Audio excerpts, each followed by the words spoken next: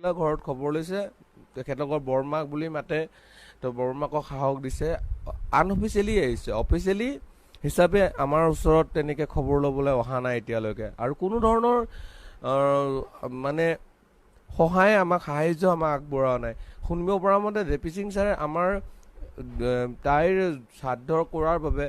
আমাক বা ঘৰখন চলাৰ বাবে আমাক শুনিছিলোঁহে যে আমাৰ নামত কিবা এটা সাহায্য আমাক অৰ্পণ কৰিব বুলি কিন্তু তেনেকৈ তেওঁলোকে খবৰে ল'ব নাহিলে আৰু আমি সাহায্য ক'ৰ পৰা পাম সেইটোতো বহুত দূৰৰে কথা তো আমি সোনকালে বিচাৰিছোঁ যে CBI তদন্ত কৰক CBI কেছটো হাতত লওক এতিয়ালৈকে CBI হাতত লোৱাই নাই গোটেইখিনি এভিডেন্স যেতিয়া নাইকিয়া হৈ যাব তেতিয়া CBI জানো লৈ পেলাই আমাক কি তদন্ত কৰি দিব তেওঁলোকেও ক'ব যে এইটো এক্সিডেণ্টেই কেছ কাৰণ পষ্টমাৰ্টম কৰোঁতে যিটো ৰিপৰ্ট দিছে সেইটোতো সম্পূৰ্ণৰূপে ভুল বুলি কৈছে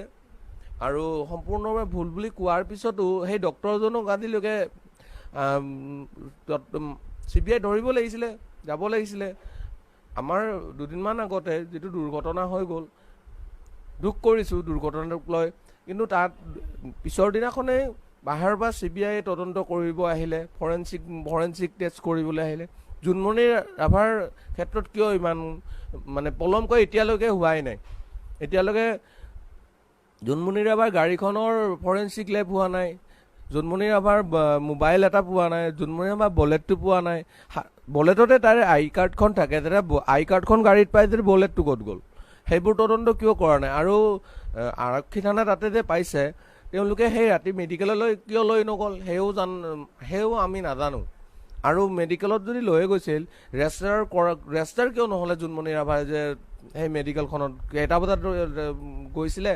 আৰু তাৰ পৰা ডিছচাৰ্জ কেইটা হ'ল আৰু কেইটা